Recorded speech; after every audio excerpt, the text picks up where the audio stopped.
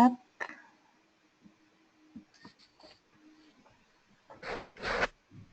The broadcast is now starting. All attendees are in listen-only mode.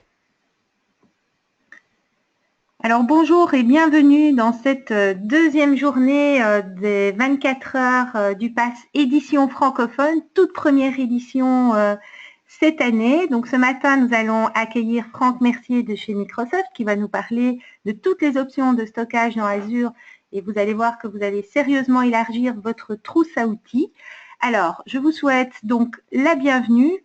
Pour ceux qui n'auraient pas encore assisté à une de nos sessions, quelques informations techniques. Vous pouvez poser vos questions dans votre barre d'outils. Il y a un menu prévu à cet effet et on essayera d'y répondre en fin de session. Cette session est un peu particulière parce qu'elle est divisée en deux morceaux. Franck vous donnera un peu plus en détail, mais il va falloir se reconnecter à la seconde session. Donc, on prendra probablement un temps de battement. Vous avez la possibilité de zoomer votre écran si vous le souhaitez. Et en fin de session, vous allez avoir dans votre browser un formulaire d'évaluation qui va s'afficher. Alors, on vous demande d'avoir la gentillesse de le remplir parce que c'est important pour nos conférenciers qui font ça sur une base tout à fait volontaire de recevoir votre feedback. Ça les encourage fortement. Et vu que cette session est divisée en deux parties, ne répondez pas au premier questionnaire, remplissez simplement le dernier, ce sera beaucoup plus simple pour tout le monde. N'hésitez pas à partager votre joie, votre enthousiasme et votre bonheur uniquement sur Twitter en utilisant le hashtag 24HopFrench et en mentionnant @SQLpass, @GusFrance, @MSDevMTL, qui est la communauté de développeurs de Montréal. Tous ces gens ont permis de rendre cet événement possible. Voilà, on les remercie. Et puis maintenant, je vais tout simplement laisser la parole à Franck et vous laisser dans de bonnes mains. Voilà, Franck. Normalement, tu peux partager ton écran à présent. Merci Isabelle. Alors, donc mon écran est en cours de partage. Alors, j'espère que vous le voyez bien. De ton côté, Isabelle, toi, tu le vois? Écoute, je vois ton desktop avec une guitare. Eh ben, c'est que tout va bien. Donc, attends maintenant. Hop. Et là, normalement, vous devez commencer à voir mes slides. C'est parfait. Ok, très très bien. Alors, attends, je vais juste retirer le petit outil voilà, du broadcast. Alors, bonjour à tous. Bienvenue dans cette session sur le stockage dans Azure. L'idée, c'est vraiment de montrer toutes les solutions, du moins essayer de montrer un maximum de solutions qui existent dans le stockage Azure. Pourquoi cette session? Parce que en faisant mes différents tours de France et meetings auprès de nombreux clients, partenaires, intégrateurs, on s'est rendu compte que on connaissait bien le blob, on connaissait bien SQL Server, SQL Database, et puis éventuellement SQL en IaaS, etc. Mais qu'il y avait d'autres choses qui étaient beaucoup moins connues et que finalement on s'était rendu compte que ça valait le coup de faire ce genre de session.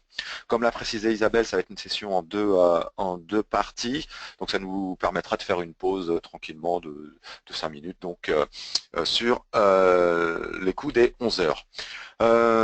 J'ai prévu beaucoup de démos, même si au début il y aura quand même quelques slides. Et puis les questions, je les prendrai plutôt à la fin, donc sur les coups des 11h45, pour voilà, vu que j'aurai pas tout le temps l'œil sur les sur l'outil, donc des questions, comme ça on reprendra ça tranquillement à la fin vers 11h45. Donc c'est parti. Donc pour ceux qui ne me connaissent pas, Franck Mercier, je suis chez Microsoft France et j'appartiens à la division DX et je suis plus précisément ce qu'on appelle un évangéliste technique et je m'occupe de tout ce qui touche à Azure et plus précisément donc avec une particularité sur tout ce qui tourne autour de la donnée. Alors aujourd'hui on va parler du stockage dans Azure. Et alors, on n'arrête pas de parler aujourd'hui de transformation digitale, les entreprises qui doivent aller dans le numérique, etc. Il ne faut pas oublier que tout ce qui est au milieu de tout ça, c'est la donnée, d'accord? Donc la donnée, c'est vraiment ce qu'il y a de plus important aujourd'hui. Donc c'est souvent le nerf de la guerre et c'est surtout sur dont on nous paye aujourd'hui, c'est de pouvoir gérer cette donnée-là, surtout si vous êtes DBA ou que vous avez une responsabilité proche de la donnée. Donc vous êtes plus ou moins responsable de stocker cette donnée, de sa sécurité, de sa qualité. En plus, si encore il y a quelques années, les données, c'était quelque chose qu'on maîtrisait, dont la source était relativement justement maîtrisée en interne aux entreprises, dans des bases relationnelles, voire pourquoi pas dans des fichiers type Excel. Donc sans le savoir déjà avec Excel, on commençait, même si les données étaient un peu structurées, on faisait plus ou moins de ce qu'on appelle du NoSQL, on en parlera tout à l'heure. Donc c'était relativement simple il y a encore une dizaine d'années. Aujourd'hui, le paysage autour de la donnée et de la numérisation a beaucoup changé. Et même si le coût de stockage a fortement diminué et a considérablement augmenté, pas le coût, mais la capacité de stockage, les sources de données se sont fortement multipliées. Et chose aussi que l'on constate de plus en plus, c'est que les données maintenant, une grande partie des données naissent directement dans le nuage, dans le cloud, notamment avec l'émergence justement des réseaux sociaux et aussi surtout des objets connectés. Et donc c'est pour ça que qui dit nouveaux usages, nouveaux scénarios, donc forcément nouvelles technologies pour répondre à ces besoins. J'ai lâché un mot tout à l'heure qui était NoSQL, qui veut dire Not Only SQL, donc des nouvelles technologies de stockage qui sont apparues donc pour pouvoir répondre aux besoins de ces nouveaux scénarios qui sont notamment pouvoir ingérer rapidement une grande quantité de données qui n'est pas forcément structurée comme on a l'habitude de le voir. Demande aussi, vu qu'il y a une forte volumétrie, de pouvoir faire des analyses en parallèle. Et donc, qui dit aussi analyse en parallèle, dit aussi scénario en presque temps réel, donc notamment donc des scénarios type streaming pour pouvoir analyser les données sur un flux plus ou moins continu. Alors, c'est pour ça qu'il y a on a essayé de catégoriser les données. Donc, il y a les données opérationnelles, les données d'analyse et des données volatiles. Donc j'ai essayé de faire un slide, je me rends compte que j'ai un peu raté mon animation, c'est pas bien grave, pour essayer justement faire une sorte d'agenda de ce qu'on va voir aujourd'hui. Donc pour tout ce qui est stockage de données opérationnelles, analytiques et streaming, en fait, on a essayé de diviser ça en deux parties, donc les données non relationnelles et les données relationnelles. Et pour les données opérationnelles, dans un stockage relationnel, bien entendu, un stockage type SQL Database ou SQL Server, bien entendu, peut être bien approprié. Donc on verra dans cette session, côté Azure, la déclinaison de SQL Server dans Azure, qui est ni plus ni moins SQL Database. Dans cette session, on ne parlera pas de tout ce qui est IaaS, Infrastructure as a Service, c'est-à-dire les machines virtuelles qui tournent dans le cloud, dans lequel on installe SQL Server. On va se focaliser sur SQL Database. Pour tout ce qui est non relationnel et pour la partie opérationnelle, donc stocker aussi les données sous une forme un peu différente, notamment sous forme de documents, donc chose qu'on verra aussi. Donc dans Azure, il y a quelque chose qui s'appelle DocumentDB qui peut faire ça. Et DocumentDB, on le verra aussi tout à l'heure, c'est pour ceux qui connaissent aussi, c'est un peu le pendant d'une solution qui s'appelle MongoDB qui existe déjà. Et donc nous, c'est la solution qu'on propose qui est DocumentDB disponible dans Azure. Pour tout ce qui est opérationnel en non relationnel, dans la partie Azure Storage, donc on fera une grosse partie sur Azure Storage aujourd'hui, il y a la notion de table qu'on verra ensemble. Et pour tout aussi ce qui est stockage en colonne pour les données opérationnelles, il y a aussi la partie HBase. D'accord.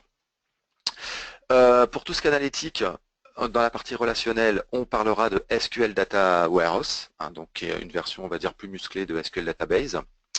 Pour tout ce qui est analytique aussi, il y a toutes les notions donc, de transformation de données, donc de MapReduce de vos données pour pouvoir commencer à faire l'analytique dessus, que ce soit du MapReduce ou des transformations en mémoire avec Taze. Des scripts de transformation type Hive ou Pig, ou alors pour tout ce qui est plus in-memory, pour tout ce qui est performance avec Spark. Et puis bien sûr d'autres technologies. Alors tout ça, ça rentre dans ce qu'on appelle donc les solutions Hadoop et chez Microsoft HD Insight. Ce n'est pas le sujet aujourd'hui, mais c'est juste pour que vous ayez ça dans le radar. Donc vous voyez donc toute la partie ici appartient à HD Insight et qui va vous permettre déjà, dans un premier temps, si jamais vous provisionnez des clusters Hadoop HD Insight, pouvoir traiter l'ensemble d'informations, qu'elles soient opérationnelles, analytiques et bien entendu aussi streaming. Pour tout ce qu'analytique, donc une solution apparue en cours d'année qui s'appelle Data Lake Store. On en parlera un petit peu aujourd'hui, donc pour pouvoir stocker une grosse volumétrie de données à faible latence. La notion d'Azure Search aussi, qui peut être une solution de stockage On n'en parlera pas aujourd'hui, on en dira 2 mots. Sachez juste que j'ai fait une vidéo pour MS Experience qui en parle, si jamais vous voulez un peu creuser le sujet. Pourquoi je l'ai quand même mis là? Parce que Azure Search permet donc de faire un stockage de vos données, hein, un peu sous forme d'index avancé, qui va permettre d'aller récupérer de l'information sur des axes de recherche que vous pourrez mettre en place, notamment pour vos sites web. Si vous voulez faire de la recherche prédictive, de la recherche à facettes, de la complétion, c'est-à-dire lorsque vous commencez à saisir dans votre moteur de recherche qui va compléter pour vous faire des propositions de phrases de recherche. Et pour tout ce qui est données plus volatiles, streaming, alors en type relationnel, on a Streamalytics, on n'en parlera pas aujourd'hui, mais on a fait des sessions sur le sujet aussi pour les MS Experience, donc vous pourrez aller regarder ça. Côté non relationnel streaming, dans la partie HD Insight, il y a aussi Storm, hein, donc pour la partie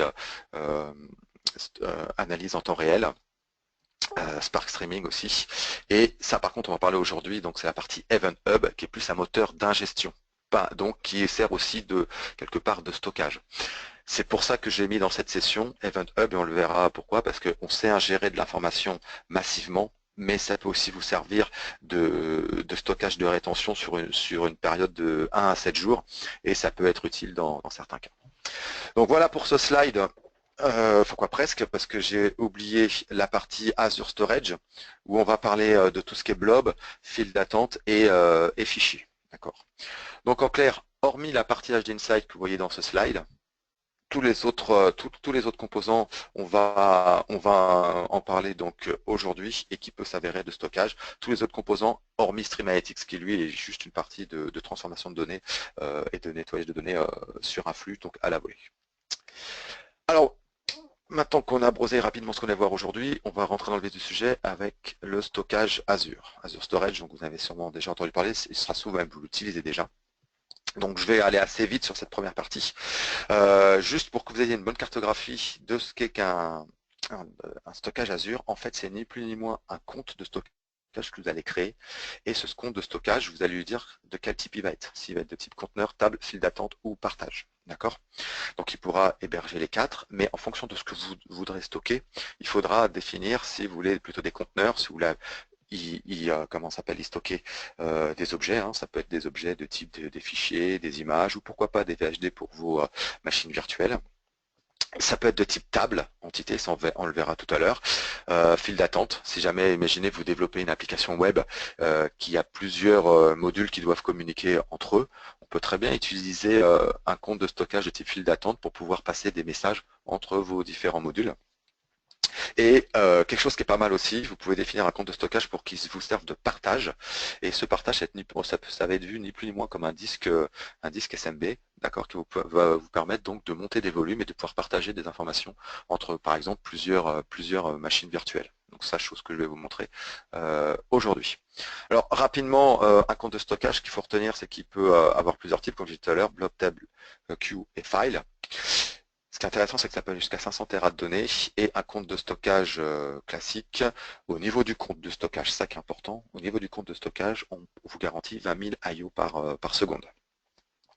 En dessous, j'ai mis des outils qui vous permettent donc d'interagir avec un compte de stockage, d'accord. Donc type AZ Copy, que vous connaissez peut-être, hein, donc pour faire des copies en masse, donc de fichiers entre comptes de stockage ou depuis votre machine virtuelle, votre machine physique vers un compte de stockage. Ou alors d'autres outils qu'on verra dans cette présentation, qui sont donc Azure Storage Explorer et Cloud Explorer, et il en existe beaucoup d'autres. Moi, j'utilise donc les 3 qui sont sur cette slide. Alors, rapidement, en termes des options de réplication et de sécurité de vos données, un compte Azure Storage va vous proposer plusieurs moyens donc de redondance. Donc vous avez en fait 4 choix.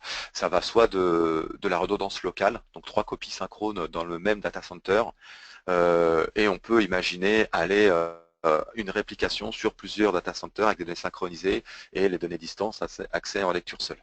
Bien entendu, tout ça ce sont des options à définir lors de la création de votre compte de stockage qui va avoir un incidence sur le coût, mais vous pourrez déterminer comme bon vous semble le nombre de copies que vous souhaitez et où seront stockées ces copies, hein, soit dans le même data center, soit dans plusieurs data centers, soit dans plusieurs régions différentes. Donc je passe assez vite, hein, de toute façon vous aurez les slides. Ça vous donne justement une idée de comment peuvent être redondées vos données. Alors, on va commencer à descendre maintenant dans le compte de stockage et on va commencer par la partie conteneur, les blobs. Je pense que c'est cette partie-là que vous connaissez le plus. C'est lorsque vous créez une machine virtuelle dans Azure, donc lorsque vous faites du IaaS, de l'infrastructure as a service, un compte de stockage est créé pour vous dans lequel il y a un conteneur et dans lequel les fichiers VHD sont stockés. Ce qu'il faut savoir dans un blob storage, donc c'est du stockage d'objets non structurés, hein, texte, médias, documents, et surtout qu'il y a trois types d'objets. Soit vous allez créer dans votre conteneur donc des blobs de type page, des disques, d'accord. Ce sont des collections de pages avec une taille maximum d'1 Tera et c'est très utilisé en fait par vos machines virtuelles. Quand vous créez une machine virtuelle en fait dans un conteneur, vous allez avoir donc des blobs de type page. Pourquoi? Parce que comme ce sont des collections de pages de 512 octets, c'est beaucoup plus efficace lorsque vous avez des opérations fréquentes, des accès fréquents donc à vos données, et donc c'est plus optimisé pour le stockage de vos machines virtuelles. Il existe donc un autre type de blob, qui est de bloc, et c'est peut-être ce que vous utilisez aussi. C'est celui donc pour stocker, lorsque vous stockez plus vos images, vos documents, donc vous allez plutôt créer un blob de type bloc, qui est plus optimisé pour l'upload et pour vos fichiers. D'accord. Un objet donc peut contenir 500 blocs, pardon, 50 000 blocs, pardon, je vais y arriver, et un objet blob peut aller jusqu'à 200 gigas. Il existe un autre type d'objet blob qui est le blob d'ajout. Donc c'est très similaire au blob de bloc, mais il est plus optimisé donc pour des ajouts fréquents et surtout pour des scénarios de journalisation. Pour être très honnête avec vous, c'est des choses que j'ai vues pour le moment très peu utilisées, mais sachez que ça existe. Lorsque vous créez un compte de stockage et que vous le définissez en tant que conteneur, que vous l'utilisez donc pour mettre des conteneurs, pour stocker des objets blob, vous pourrez y avoir accès via vos applications en utilisant donc l'URL qui est disponible en dessous ici, avec pour en tête donc le nom de votre compte blob, d'accord. Et ensuite l'adresse sera tout le temps similaire derrière, blob.core.windows.net.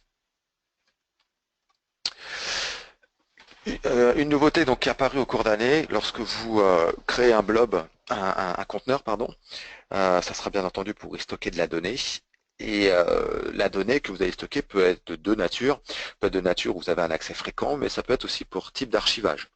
Et l'idée donc c'est de pouvoir optimiser les coûts en fonction de ce type de données et de se dire bah voilà, moi j'ai besoin de créer un conteneur pour archiver des données, hein. Par exemple, je ne sais pas si je dois stocker des données sur une période de 10 à 15 ans, mais sur lequel j'ai un accès qui est très limité ou très peu fréquent.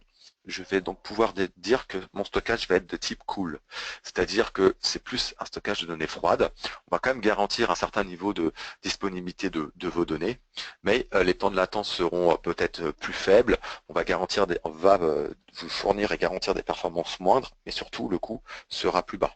Donc en fonction de ce que vous voudrez faire au moment de la création de votre stockage, en plus, vous pourrez définir si votre stockage va être de type hot ou de type cool. Donc non seulement lorsque vous allez créer un compte de stockage et un conteneur, vous pourrez dire eh ben, je vais décider comment je vais redonder les données, est-ce qu'elles seront locales ou géodistribuées, etc. Et en plus, je pourrais dire si c'est un conteneur qui va être hot pour un accès fréquent, que j'ai besoin des données très régulièrement, ou plutôt cool pour tout ce qui est du stockage long terme. Et donc ça va me permettre aussi d'optimiser fortement les coûts sur ce type de données. Petite chose aussi, possibilité donc de rajouter au niveau de vos conteneurs des métadatas, hein, si jamais vous souhaitez donc typer vos conteneurs. Donc voilà, c'était juste à titre d'information. Et puis nouveauté qui est arrivée cet été, possibilité maintenant de chiffrer vos conteneurs. Donc au niveau du compte de stockage, vous pourrez définir donc, et ça aussi bien au niveau standard ou premium de vos comptes de stockage, si oui ou non, le compte et les conteneurs qui sont présents dedans sont chiffrés. D'accord? Alors attention, le chiffrement de vos données se fera au moment où vous allez l'activer sur votre compte de stockage. C'est-à-dire qu'après, une fois que le chiffrement va être activé, ça va s'appliquer sur les données qui vont rentrer dans le conteneur. C'est-à-dire que les données qui seront déjà présentes ne seront pas chiffrées. D'accord? Donc il faut faire attention à ça. De toute façon, j'ai mis un lien ici qui parle en détail justement de ce chiffrement. C'est un service qui est arrivé en août, si ma mémoire est bonne. Donc il va être sujet à de nombreuses améliorations, mais déjà on peut commencer à chiffrer. Et notamment, je vous invite à aller lire les questions-réponses qui donnent pas mal de détails, notamment sur l'hébergement des clés de stockage.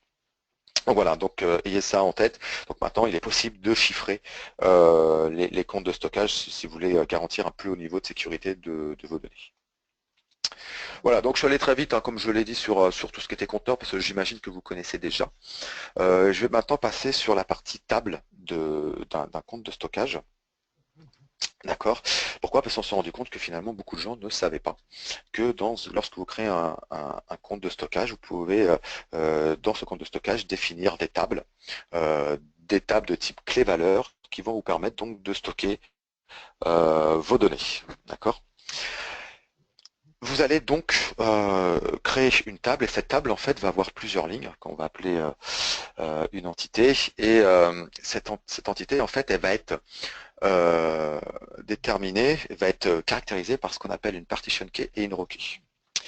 Comme c'est une table de type NoSQL, notamment SQL, on va pouvoir imaginer donc stocker un grand nombre de données, d'accord, dans un but d'avoir un plus haut niveau de performance et surtout de pouvoir répartir, distribuer les données sur plusieurs partitions, sur plusieurs données. D'où cette notion de partition key, de row key. C'est-à-dire, on pourrait très bien dire, bah voilà, j'ai ma partition key numéro 4 par exemple, et toutes les données avec la partition key numéro 4 iront sur la partition numéro 4. Et pour pouvoir déterminer une donnée bien unique dans la partition numéro 4, on va jouer sur ce qu'on appelle la row key. Ce qui est intéressant, c'est qu'après, une entité peut avoir jusqu'à 254 propriétés. Alors j'ai un trou là, je sais plus si c'est 254 ou 255, bon bref, peu importe, avec une taille maximale d'1 méga. Ce qui est important, c'est que, à savoir, c'est que seules les deux clés partition key et row key seront indexées. D'accord? Lorsque vous allez créer une table, elle sera accessible par votre application sous cette forme-là. Un peu comme on a vu tout à l'heure pour les conteneurs. Mais là, pareil, encore une fois, nom de votre compte. Et là, attention, la petite astuce, c'est qu'on va mettre table.core.windows.net. Alors, de toute façon, encore une fois, les vous aurez. Donc j'ai fait ça, histoire de vous montrer, d'essayer d'être un peu plus clair dans ce que je raconte. Donc c'est, comme je disais tout à l'heure, c'est un stockage de type NoSQL. Et l'idée, c'est d'avoir un accès rapide à de grosses quantités de données, donc du fait de pouvoir partitionner justement cette table. Et ce que je disais tout à l'heure, voilà, une entité, ça va être ça. Voilà, ça va être une ligne finalement. Et dans ces entités, vous allez avoir des propriétés. Je suppose que vous avez remarqué que les entités n'ont pas forcément la même forme. Vous voyez ici, donc là j'ai deux entités, voilà, qu'ont ici les trois premières entités identiques, qui sont la partition key, la row key et un système de redatage. Mais ensuite, vous avez ici une autre partie qui va être donc d'autres propriétés de cette entité. Et vous voyez que dans cette ligne-là, vous avez 1, 2, 3, 4 propriétés. Et l'entité qui est en dessous, dans la même table, n'a que 2 propriétés. Ce qui fait qu'une entité, en fait, vous l'avez deviné, hein, il n'y a pas de schéma sur une table. Et ce qui fait que sur deux entités différentes, vous pouvez avoir un nombre de propriétés différents. Comme on est sur un compte de stockage, on peut aller jusqu'à 500 Tera, donc l'espace n'est plus trop un problème. On peut très bien se dire qu'on peut stocker des données normalisées et dénormalisées à la fois. Ou alors, ce qu'on voit souvent, c'est se dire, voilà, comme le stockage n'est plus trop un problème, lorsque je vais rentrer une information, typiquement ici, sur ma partition key, ici, je dis, je vais faire une partition par département. Partition marketing, une partition vente, une partition RH par exemple. Et puis ce que je vais faire, par exemple, si mon application rentre des nouveaux effectifs dans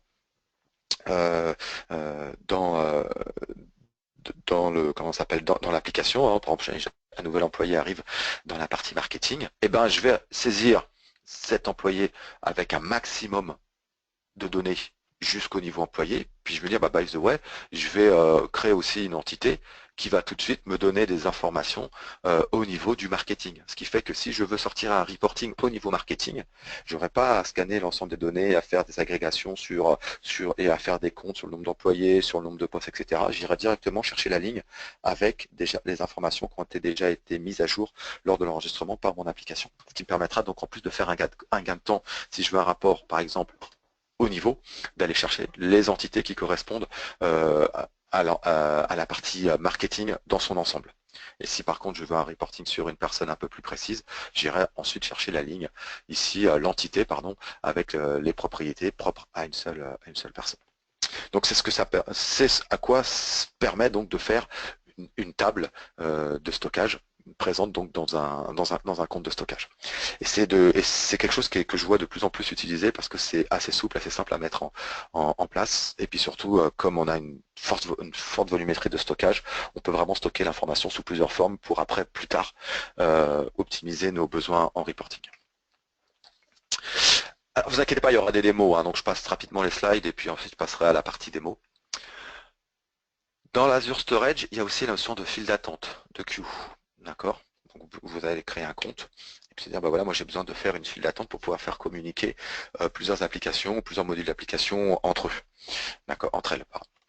Donc c'est une sorte de service de messagerie hein, où vous avez donc des messages qui tombent dans une file d'attente et qui peuvent être traités au fil de l'eau en communication asynchrone et qui permet donc de pouvoir envoyer des informations sur plusieurs composants ou lorsque qu'une personne, je sais pas, fait une commande mais qu'on aimerait pouvoir vérifier cette commande, boum, ça tombe, c'est traité au fil de l'eau et ensuite on va traiter le message. Encore une fois, lorsque vous avez créé une file d'attente, pour pouvoir y avoir accès, voilà, c'est encore une fois nom du compte et avec la petite subtilité ici, on va utiliser le mot-clé queue. D'accord. Le mieux pour la file d'attente, c'est de faire une démo, donc ça sera prévu juste après. Et enfin, donc la dernière partie, donc dans l'Azure Storage, c'est la partie partage de fichiers. Ça va vous permettre en fait très rapidement donc de partager des fichiers dans Azure et d'utiliser donc le protocole SMB. En fait, vous allez créer ni plus ni moins une sorte de disque partagé dans lequel vous allez mettre du contenu qui pourrait être ensuite réutilisé tout simplement avec du NetUse, par exemple dans les VM pour pouvoir partager de l'information. Moi, c'est quelque chose que j'utilise de plus en plus. En fait, je me suis fait un compte de stockage dans lequel j'ai mis des ISO. Toutes mes installs d'SQL, d'Office, etc. Et comme ça, je me les passe de VM en VM quand je dois monter des infras assez complexes, au lieu à chaque fois d'aller télécharger, blablabla, et ben je récupère depuis depuis mon partage. Ce qui est intéressant, c'est que ce partage, il peut aller jusqu'à 5 Tera. Donc on a de quoi devenir et puis voyez ça comme un peu une boîte à outils dans laquelle vous mettez tous les outils dont vous avez besoin lorsque vous montez des machines virtuelles et que vous pouvez réutiliser donc très facilement lorsque vous devez monter une infra, une démo ou quoi, sans être obligé d'aller refaire les downloads à chaque fois. Voilà, donc j'étais assez vite sur les slides parce que je pense que le mieux c'est de faire des démos. Donc là je bascule d'écran. Alors comme là je fais une bascule entre plusieurs bureaux virtuels, je ne sais pas si ça fonctionne. Alors je ne sais pas si Isabelle tu es encore là, je ne sais pas si tu vois mon desktop. Donc je pense que tu es en mute. Bon bah c'est pas grave, je vais continuer. Je suis là, j'étais juste mutée. Donc je vois ton desktop. Ouais, c'est ça, j'ai vu. Ok, donc je voulais être sûr que ça basculait bien entre les bureaux virtuels et qu'il n'y ait pas de blague à ce niveau-là. Ok, bah je te remercie, je te dérange pas plus. Non, il n'y a pas de souci, je te suis avec attention. Ok, super. Alors, ce que je vais faire ici, je vais aller sur le portail Azure très rapidement. Voilà. Ok, tac, tac, tac. Oui, très bien, c'est là. Et je vais aller sur mes comptes de stockage. Voilà, ici. Bon, pour créer un compte de stockage nouveau, données, compte de stockage, donc ça va assez vite, hein, donc je vais passer là-dessus. Donc ici, moi j'ai préparé pour la démo donc quelque chose qui s'appelle From Air Storage, voilà. Et dedans, en fait, ce compte de stockage, finalement, bah, j'ai créé un peu tout. Hein. J'ai créé donc des conteneurs pour mes blobs, un partage de fichiers, des tables et des files d'attente. Alors rapidement, Donc voici comment se présente un compte de stockage, mais ça je pense que vous connaissez par cœur. Quand vous cliquez sur la partie blob, c'est là où vous allez pouvoir récupérer l'ensemble de vos blobs. Donc là, juste pour démonstration, vous montrer. Donc ça, là-dessus, je pense que je vais rien vous apprendre du tout. Par contre, ce que je vais peut-être vous apprendre, ou plutôt non, pas vous apprendre, mais plutôt vous conforter dans le fait ce que vous pensez déjà. Quand vous avez tout un tas de blobs ici, bah, c'est vite le bazar. D'accord? Parce qu'en fait, tout est mis à plat, peu importe la hiérarchie. C'est pour ça qu'on peut utiliser des outils tiers. Alors moi, j'en utilise deux. J'utilise Cloud Explorer, d'accord, qui va me permettre ici donc de récupérer mon From Air Storage et de récupérer tous mes conteneurs que j'utilise pour mes différentes démos, pour mes VM, etc. Dans ces conteneurs ici, donc je peux après naviguer dans mes différents fichiers. Et après, je peux ici, avec cet outil, créer des nouveaux dossiers, etc., me faire comment ça s'appelle, ma propre architecture, ma propre hiérarchie, pardon. Voilà, donc là, je ne vais pas m'éterniser là-dessus, c'est juste pour vous montrer Cloud Explorer. Ou sinon, j'utilise Microsoft Azure Storage Explorer, qui est un poil moins clair en termes de navigation dans les blobs. Du moins, c'est mon avis, hein, ça n'engage que moi ce que je dis. Par contre, ce qui est intéressant, c'est que là, vous allez voir ici tout ce que vous avez contenu dans votre compte créé par contre dans votre compte de stockage. Donc aussi bien les file share, les queues, les tables, etc. D'accord. Et ça va vous permettre donc de naviguer sur l'ensemble des composants de votre compte de stockage. Voilà. Je n'ai pas prévu de faire de la grosse démo sur les conteneurs, les blobs, tout simplement parce que je suppose que c'est des choses que vous connaissez déjà. Par contre, ce qui est intéressant, ah ouais, si, ce qu'il faut que je vous dise, je vous ai parlé de l'encryption tout à l'heure, ça ne fonctionne que sur les nouveaux types de comptes de stockage, pas sur les comptes de stockage classiques. D'accord, faites attention à ça. Alors maintenant, on va aller un peu plus en détail sur les tables. Donc quand je clique sur table ici, donc je vais avoir accès à toutes les tables qui existent dans mon compte de stockage. Et puis bah voilà, j'ai accès à mes tables et puis bah voilà, c'est tout. Je suis content, mais je peux pas faire beaucoup plus. C'est pour ça qu'un outil comme Microsoft Azure Storage Explorer peut vous aider. Parce que ici, voilà, je suis au niveau de mon compte de stockage, From Air Storage. Et là, je vais pouvoir descendre au niveau des tables. D'accord? Donc quand je déroule mes tables ici, je vais pouvoir après sélectionner une table et puis voir tout ce qu'il y a dedans. Alors j'ai cliqué sur une table au hasard, je ne sais pas ce que je vais avoir, ça doit être des tables qui ont dû être créées lorsqu'on utilise vous savez, les scénarios d'IoT dans Azure IoT Suite, justement pour tout ce qui est objets connectés. Ou ça doit être quelque chose comme ça. Ouais, non, c'est plutôt entre mes machines virtuelles, je pense. Ouais, ok. Voilà. Donc ce sont des tables qui peuvent servir aussi justement de log, de moniteur, donc pour vos applications. Moi, ce que je vous propose ici, c'est de vous montrer comment créer une table avec une petite appli, et puis justement comment l'utiliser. Alors, j'ai fait pour ça une petite application.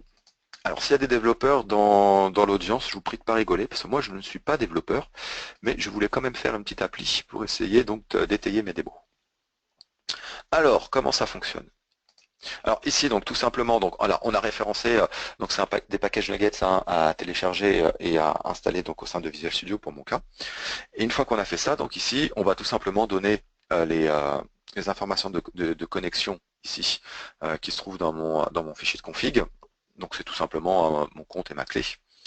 Et là, ce que je vais faire ici, je vais créer une nouvelle table que je vais appeler People pour essayer de la retrouver. D'accord? Une petite fonction ici, il dit voilà, si ça n'existe pas, cette table-là, bah, tu vas me la créer. Et après, bah, c'est tout simple, on va créer des nouvelles entrées dans ma table. Finalement, on va créer des nouvelles entités avec des propriétés. D'accord? Et puis si je veux en créer deux, donc je vais en créer une avec l'entité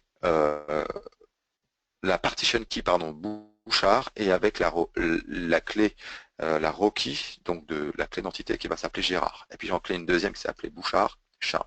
D'accord? Donc je vais lancer mon application, pouf, en espérant que ça fonctionne. Donc un petit F5 vite fait. Voilà. Donc normalement ça s'est bien passé. Et si maintenant je reviens au niveau de ma table, ici, et que je fais un refresh, si tout va bien, je devrais avoir une table People apparaître. Sauf que j'ai fait un refresh au mauvais endroit, ça c'est bien fait pour moi. Donc j'y retourne ici, bouf, voilà, désolé. Donc si je vais dans les tables, voilà, j'ai ma table People. Et si je clique dessus, je devrais avoir donc mes deux entrées, mes deux entités, pardon. Une, voilà, Bouchard Charles et une Bouchard Gérard. Donc là, ça m'a permis donc de créer une table avec des entités. Comme je vous ai dit tout à l'heure, il y a la notion de partition key et de row key. C'est ça qui va permettre donc d'aller retrouver une entité bien particulière. Ce qui fait que si avec Azure Storage Explorer, je décide de rajouter une entité, donc je dis bah là je vais la mettre dans la partition Bouchard. Et si jamais je remets un Gérard, que je lui mets un mail, peu importe, voilà, et qu'un phone number, je lui mets aussi un numéro de téléphone, peu importe, si je fais insert, si tout va bien, ça va pas marcher. Effectivement, donc on est, pour une fois qu'on est content d'avoir une démo qui plante, voilà.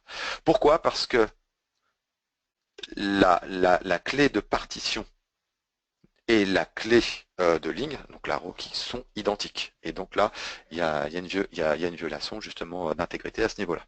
Par contre, si je dis Bouchard Géraldine, voilà, insert, là ça va fonctionner. Ce que je disais tout à l'heure, les entités, voilà, donc une entité, possède des propriétés. Mais ce qui est intéressant, c'est que chaque entité peut avoir ses propres propriétés. Donc si jamais je rajoute ici, d'accord, je vais mettre ici, je sais pas moi, Isabelle, au hasard. Hop, je risque d'écorcher ton nom. Si Non, c'est le cas, tu auras le droit de me taper. Non, d'accord. c'est bon? Ouf, C'est pas ouf, ouf, ouf. Donc en mail, je suis désolé, bon, je fais vite. Donc tu auras le droit de me blâmer. Voilà. Phone number. Voilà, n'importe quoi, donc je vais, hop, je phone number. Et ben je peux rajouter je peux rajouter, je sais pas moi, des entités, une nouvelle entité, et puis je peux voilà, hop, comme disent les jeunes. Hein. Voilà. Donc à partir de là, si je fais insert, je vais avoir donc une nouvelle entité avec une propriété supplémentaire. Donc on n'est pas lié à un schéma et donc vous pouvez imaginer finalement dans une table de stocker un peu la donnée un peu comme vous le souhaitez en fonction de vos besoins. En pensant besoin, pourquoi pas, reporting, comme je disais tout à l'heure. On peut stocker l'information de manière ultra détaillée et en même temps, votre application va mettre à jour une ligne un peu plus agrégée pour faciliter le reporting et surtout, le faciliter et le rendre plus performant lorsque vous voulez des informations déjà pré-agrégées, par exemple. Voilà ce que je voulais vous montrer donc sur la partie table dans un compte de stockage. Maintenant, on va passer à la partie file d'attente. Donc dans la partie file d'attente ici, donc j'ai refait une autre application. Alors j'étais un peu plus loin, donc j'ai fait une application avec une interface limite révolutionnaire. Ici, vous allez voir. Voilà. Donc au design très 2.0. Voilà. Donc c'était une blague. Hein. En fait, c'est un pauvre formulaire que j'ai tenté de faire comme j'ai pu pour pouvoir interagir avec ma file de stockage, ma file d'attente, pardon.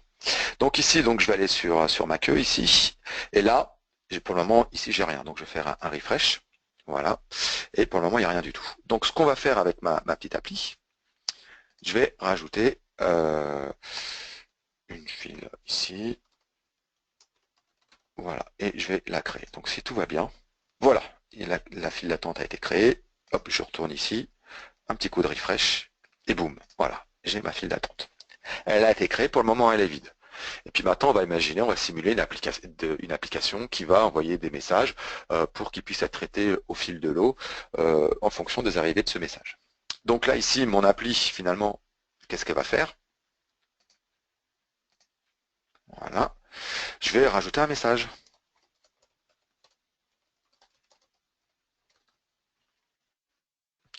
Voilà. Hop, et je rajoute du texte. Voilà. Et si je fais un refresh, boum, voilà, j'ai mon nouveau message qui est arrivé. Le système pour vous va créer un ID et puis surtout il va se créer comment ça s'appelle un temps des ordinateurs avec la notion de quand le message a été inséré et quand le message va expirer. Il me semble de mémoire que c'est 7 jours le maximum de rétention dans la file d'attente. Donc voilà, pendant ce laps de temps, le message va être stocké dans la file d'attente et pourra être ensuite traité par vos applications. Ce qui fait qu'après, on peut imaginer ici, donc rajouter des messages. Voilà, hop, voilà, pouf, je rajoute des messages. Ce qui fait que si maintenant je rafraîchis ici, hop, j'ai un deuxième message. Et surtout, mon application va pouvoir interagir avec cette file d'attente. C'est-à-dire, je vais pouvoir récupérer le premier. Ici, j'ai dit, je récupère le premier message qui est tombé dans la file d'attente. Donc là, je me base sur l'insertion time. Et puis surtout, je vais pouvoir ensuite l'effacer si je le désire. Ce qui fait que si maintenant je regarde, boum, je n'ai plus qu'un seul message. Bien entendu, il existe des fonctions pour aller chercher les messages qui se trouvent n'importe où dans la file d'attente. Là, j'ai fait quelque chose de basique pour aller récupérer le premier message qui est rentré en une sorte de FIFO, mais on peut très bien imaginer d'aller chercher les messages un petit peu n'importe où. On peut aller regarder vite fait le code, si vous voulez. Voilà. Il faut que j'aille au niveau de mon formulaire. Moi, j'ai fait quelque chose, encore une fois, je suis pas un développeur, hein, j'ai fait quelque chose de très classique. Hop, pouf, voilà. Donc encore une fois, donc faut installer les packages nuggets qui vont bien. Ici donc pour la création du compte de stockage, vous savez donc au début de la démonstration j'ai créé mon compte de stockage 24OQ. Voilà. Petite subtilité, assurez-vous que tout soit en minuscule. Parce que quand j'ai codé l'appli au début, j'ai pas du tout fait attention à ça et bien entendu ça va marcher parce qu'il s'attend à avoir de l'autre côté des noms en minuscules. Et après, c'est ni plus ni moins des fonctions d'insertion, d'accord? Voilà. Donc là, pour créer l'info, si elle n'existe pas, et puis etc. en fait. De toute façon, tout ça, c'est documenté donc sur nos blogs et puis sur nos sites. Donc, et l'information est plutôt bien faite. La preuve, moi qui ne suis pas développeur, j'ai réussi à le faire fonctionner. Et puis, il reste une chose à voir, c'est la partie file. Donc je retourne ici sur mon compte de stockage perdu, j'ai pas pris le bon, c'est parfait pour moi, voilà. Et donc ici, quand vous êtes au niveau de votre compte de stockage, vous pouvez cliquer sur la partie Files, voilà, et puis dire je vais créer un autre file share. D'accord? Donc je clique ici, et puis tout simplement, vous dites voilà, je vais créer mon file share. Et puis vous allez remplir tout simplement les informations qui vous demandent, hein. Donc le nom de votre file share et la taille de ce file share. Ça peut aller jusqu'à 5 Tera. De toute façon, il vous le dit ici, hein. Voilà. Moi j'en ai déjà créé un pour la démo, donc dans lequel j'ai rajouté déjà quelques petits fichiers. Et ce qui est intéressant, c'est que là vous pourrez gérer, hein, vous pouvez rajouter des informations, vous pourrez rajouter des dossiers, etc. Et quand vous cliquez sur Connect, en fait, il ne va pas vous connecter, et surtout, il va vous dire comment on va monter ce file share dans Azure, aussi bien pour Windows que pour Linux. D'accord? Et donc, il suffit juste de récupérer les informations, de faire attention de bien remplir la clé pour vos comptes de stockage, d'accord, que vous retrouvez dans les propriétés, l'administration de votre compte de stockage, hein, dans le portail. Et puis c'est tout. Ce qui fait que là, normalement, j'ai une machine virtuelle qui est prête. Voilà, oui, tout à fait. Hop. Hop, dans cette machine virtuelle ici, je vais lui monter un compte de stockage. Voilà. Donc ici, je vais lancer mon commande prompt. Voilà. Et puis j'avais déjà préparé ça. Donc, vous voyez, hein, donc j'ai bien pensé à rajouter la clé de mon compte de stockage. Et puis là, hop, je paste ça, j'exécute, et là, boum, voilà. J'ai ici mon file share qui vient d'apparaître, et maintenant, j'ai accès à mes données. Ce qui fait que si jamais je reviens sur le portail, ici par exemple, et que, hop, encore perdu, et que je décide d'uploader un fichier, voilà, upload.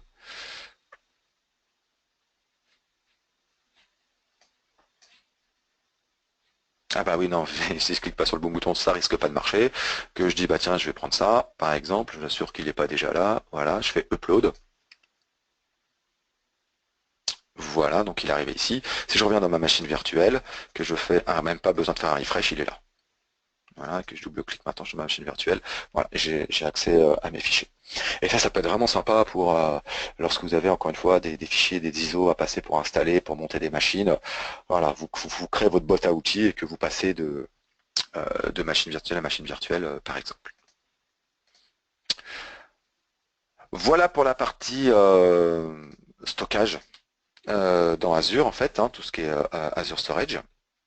Donc ça a pris un petit moment déjà, donc là il est 10h45. Ce que je vais faire, je vais rebasculer sur les slides pour justement vous parler d'un scénario qui peut être pas mal avec les comptes de stockage. C'est quelque chose que j'ai implémenté avec un intégrateur qui voulait faire en fait, qui voulait utiliser les comptes de stockage et les nouvelles propriétés qu'SQL Server 2014 a apportées, qui permettaient donc, lorsque vous utilisez SQL 2014 ou version supérieure 2016 bien entendu, vous pouvez dire que quand vous créez une base de données, dire que les fichiers LDF, MDF et NDF peuvent être stockés directement dans un compte de stockage, dans un conteneur, donc de type blob. Ce qui fait que vous allez pouvoir bénéficier de la capacité de stockage d'un conteneur, plus précisément d'un compte de stockage, donc les 500 Tera, et aussi des 20 000 IO secondes pour un stockage standard, et c'est 50 000 je crois de mémoire pour un stockage premium. Donc ce qu'on a fait en fait, pour être bien clair, c'est que donc on a monté des machines virtuelles. Oui, parce que utiliser le stockage Azure pour vos bases de données, si votre serveur se trouve chez vous, ça n'a aucun intérêt du fait de la latence qui risque d'y avoir entre les réseaux. Par contre, si vous utilisez des machines virtuelles en IaaS, infrastructure as a service, dans laquelle vous installez SQL Server, vous pouvez dire que mes fichiers de données sont directement stockés dans un compte de stockage. Ce qui fait que vous avez de facto un gain de performance, parce que comme je l'ai dit tout à l'heure, les fichiers VHD de vos machines virtuelles sont elles aussi stockés dans un compte de stockage. Donc forcément, vos machines virtuelles devront avoir accès donc à ce conteneur, de toute façon pour avoir accès au VHD. L'idée ici c'est quoi? C'est de s'affranchir de la couche de virtualisation du VHD lui-même pour aller directement attaquer les données qui se trouvent dans le compte de stockage. Donc ça vous fait tout de suite de facto un gain à peu près 20% en performance d'accès à vos données parce que la machine virtuelle qui héberge SQL Server va directement aller chercher les données qui se trouvent dans le conteneur. Donc ce qu'on a fait avec cet intégrateur, donc j'essaie d'être le plus clair possible, hein.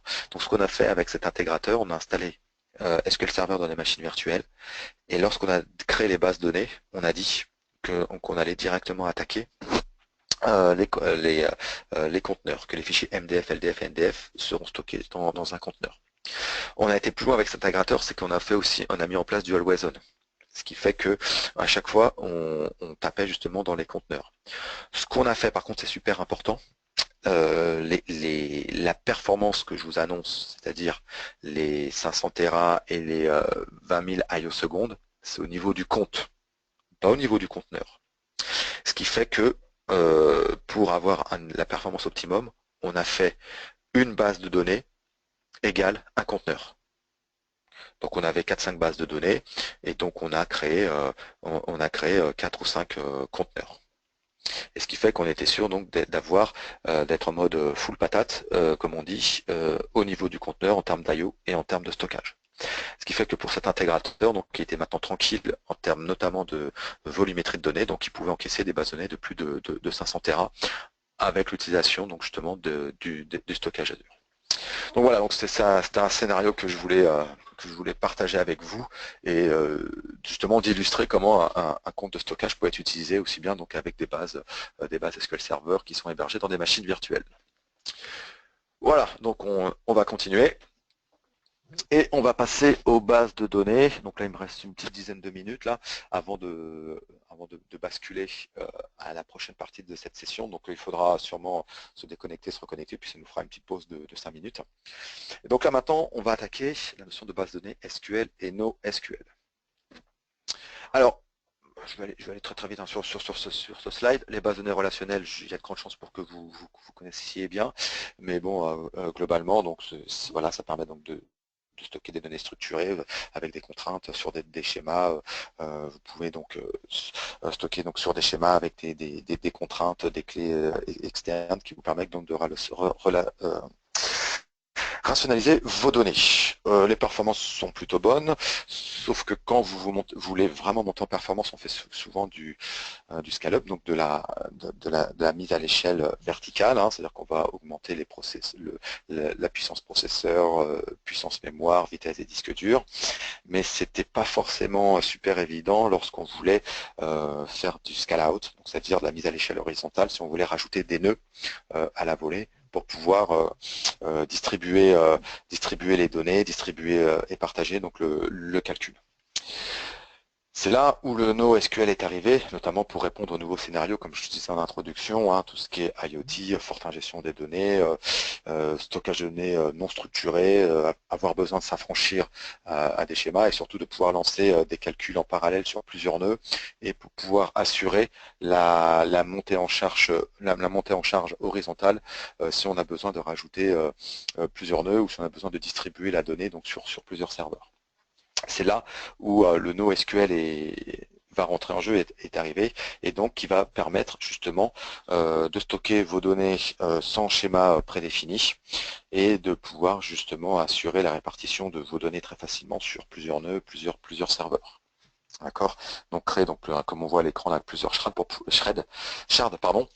pouvoir répartir vos données en fonction des clés de répartition que vous allez imaginer.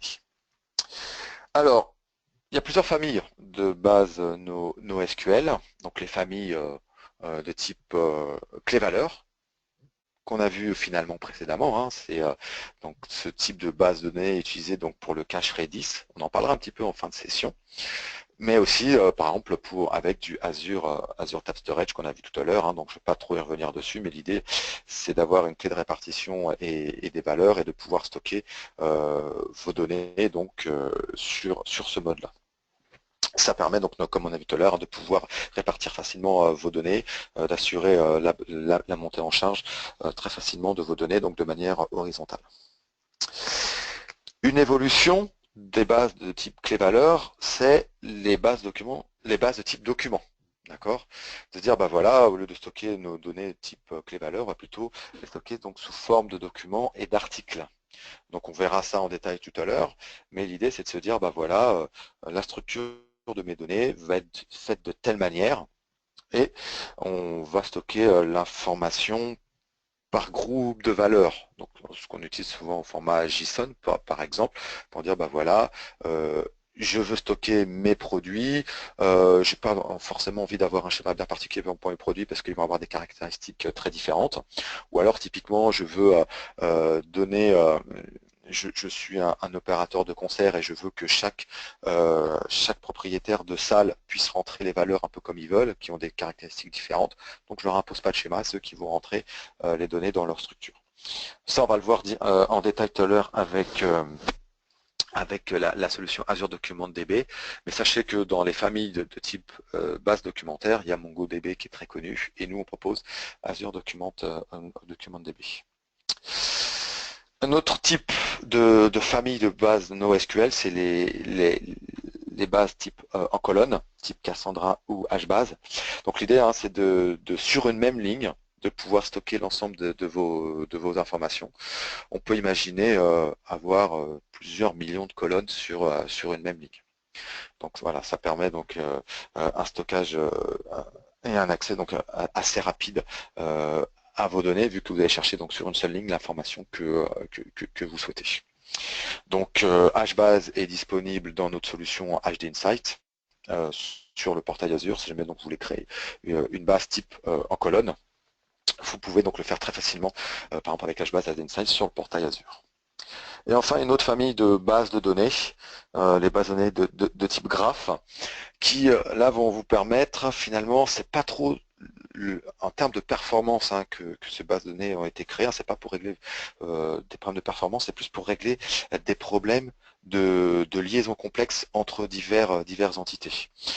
Typiquement, donc j'ai trouvé une base de données, pardon, là j'étais un peu vite, une base de données qui est très connue, hein, c'est Neo4j. Et j'ai trouvé ça sur Internet quand j'ai un peu préparé ma session, j'ai trouvé ça sympa. Donc c'est basé sur Matrix, sur le film Matrix. Et l'idée c'est de pouvoir créer des relations entre des entités. D'accord?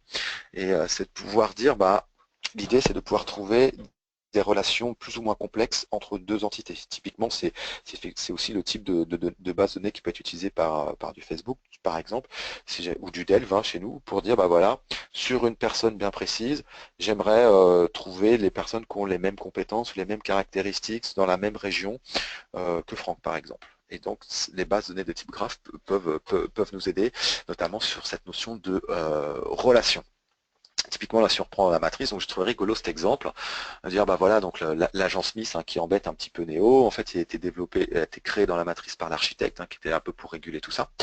L'agent Smith a fini par connaître Morpheus, Morpheus étant donc le capitaine. Et les autres protagonistes, hein, qui sont Thomas Anderson et qui sont Trinity, ont des relations avec Morpheus parce qu'ils se connaissent dans le Nebuchadnezzar. Et Trinity a aussi une relation un peu particulière avec Thomas Anderson, donc Neo, parce que dans la relation, voilà, c'est plus que de la connaissance, c'est même carrément de l'amour. Donc voilà, c'est juste pour vous montrer donc les relations et le lien entre relations et entités qu'on peut imaginer dans ce type de base de données. Donc, on va continuer avec Azure Document DB. Alors, Isabelle, petit point, il est 10h56. Comment souhaites-tu procéder? Est-ce qu'on fait le switch maintenant? Est-ce qu'on continue? Bref, c'est un peu toi le DJ et le maître de cérémonie à ce niveau-là. Écoute, je pense que c'est le bon moment pour faire le switch, comme ça, ça me permet de lancer la deuxième session et les personnes qui arriveraient pour prendre le train en marche trouveraient déjà le lobby. Donc voilà, hein, c'est ce qu'on va faire maintenant. Je vais terminer ce séminaire-ci et je vais lancer le deuxième.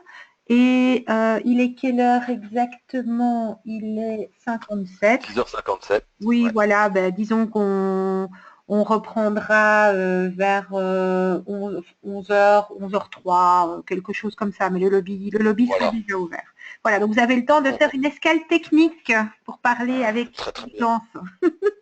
À tout de suite tout le monde. À tout de suite.